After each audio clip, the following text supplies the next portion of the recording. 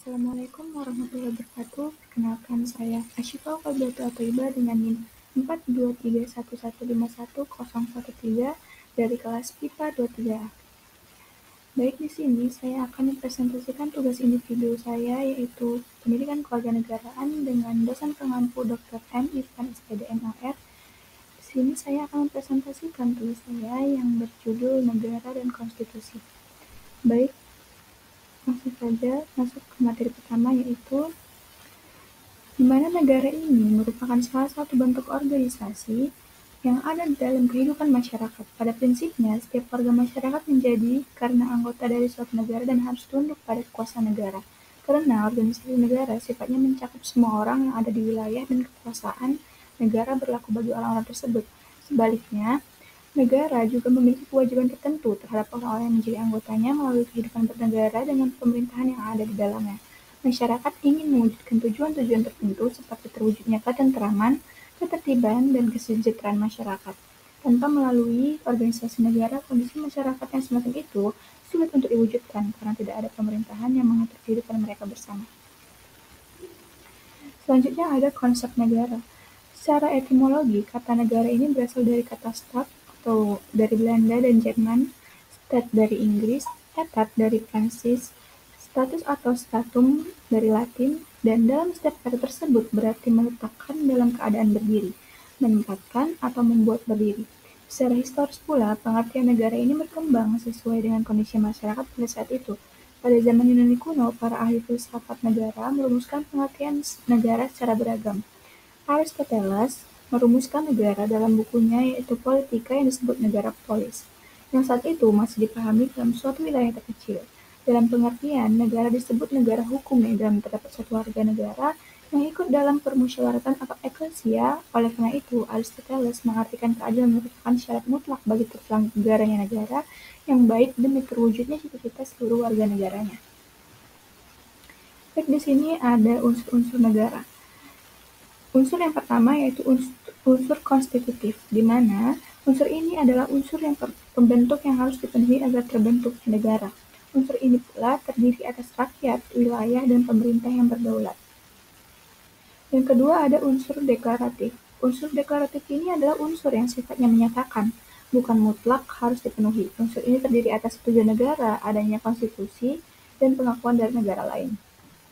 Selanjutnya ada teori terbentuknya negara. Secara umum, untuk mempelajari asal mula terjadi negara dapat digunakan pendekatan teoritis, yaitu suatu pendekatan yang didasarkan kerangka pemikiran logis yang hipotesanya belum dibuktikan secara kenyataan. Selanjutnya di sini ada sifat negara. Sifat negara yang pertama yaitu sifat memaksa. Sifat memaksa ini artinya bahwa negara mempunyai kekuatan fisik secara legal agar tercapai ketertiban dalam masyarakat dan mencegah timbulnya anarki. Selanjutnya ada sifat memonopoli, di mana monopoli ini berasal dari kata mono yang artinya satu dan poli yang artinya penguasa.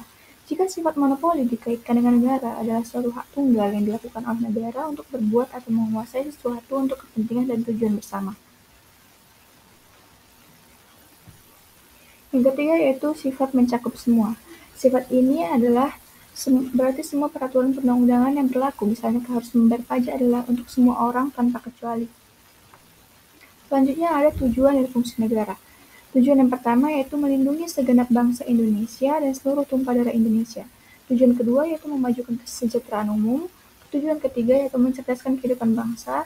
Yang keempat, ikut melaksanakan ketertiban dunia yang berdasarkan kemerdekaan, perdamaian abadi, dan keadilan sosial. Dan fungsi negara pula adalah yang pertama, melaksanakan penertiban untuk mencapai tujuan bersama, mengusahakan kesejahteraan dan kemakmuran rakyatnya. Pertahanan, hal ini diperlukan untuk menjaga kemungkinan serangan dari luar. Dan fungsi yang keempat yaitu menegakkan keadilan. Hal ini dilaksanakan melalui badan-badan peradilan. Nah, selanjutnya di sini ada pengertian konstitusi, di mana konstitusi ini merupakan hukum dasar suatu negara. Istilah konstitusi pula berasal dari bahasa Prancis yaitu constituer yang berarti membentuk. Makanya istilah konstitusi yang dimaksud adalah pembentukan suatu negara atau menyusun dan menyatakan aturan suatu negara. Dan konstitusi ini bisa dibersamakan dengan hukum dasar atau undang-undang dasar. Undang-undang dasar ialah hukum dasar yang tertulis. Nah, kedudukan konstitusi pula menempati kedudukan yang sangat penting dalam kehidupan ketatanegaraan suatu negara karena konstitusi menjadi barometer kehidupan bernegara dan berbangsa yang syarat dengan bukti sejarah perjuangan para pendahulu.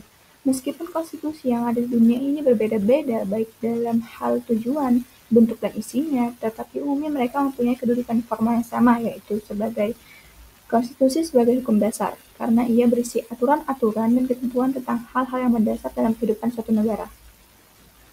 Nah, yang kedua ini konstitusi sebagai hukum tertinggi, artinya bahwa aturan-aturan yang terdapat dalam konstitusi secara hierarki mempunyai kedudukan lebih tinggi terhadap aturan-aturan lainnya, sehingga aturan-aturan yang lain harus sesuai dengan undang-undang dasar.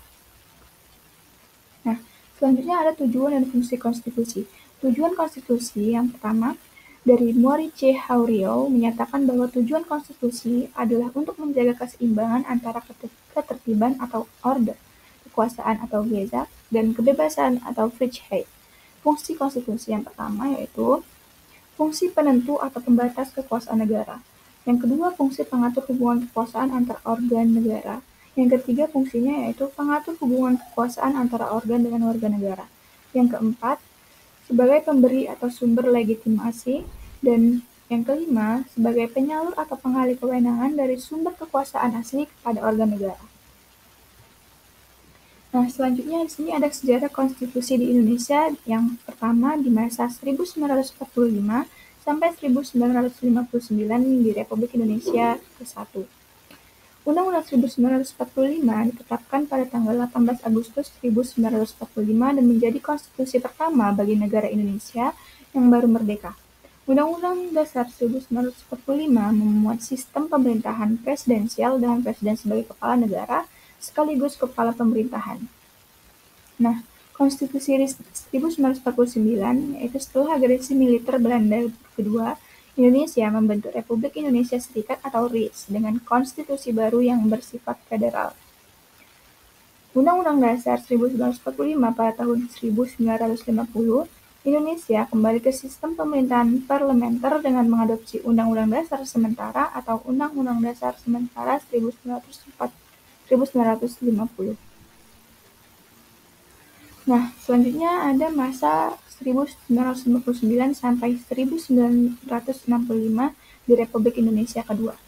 Kembali ke Undang-Undang Dasar 1945, pada tahun 1959, Presiden Soekarno mengeluarkan Dekret Presiden 5 Juli 1959 yang membubarkan konstitusi sementara di 1950 dan mengembalikan berlakunya Undang-Undang Dasar 1945. Masa ini dikenal sebagai masa demokrasi terpimpin. Nah, selanjutnya ada amandemen atau perubahan Undang-Undang Negara Republik Indonesia tahun 1945.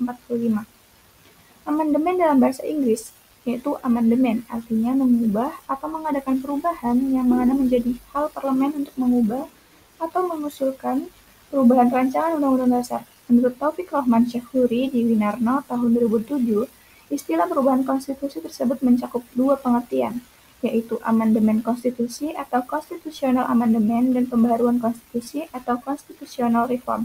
Dalam hal amandemen konstitusi, perubahan yang dilakukan merupakan adendum atau sisipan dari konstitusi yang asli. Antara bagian perubahan dengan konstitusi aslinya masih terkait dan nilai-nilai lama dalam konstitusi hasil masih tetap ada. Baik, sekian materi di bab 4 yang telah saya sampaikan. Lebih dan kurang saya mohon maaf. Wabillahi taufiq wal hidayah. Wassalamualaikum warahmatullahi wabarakatuh.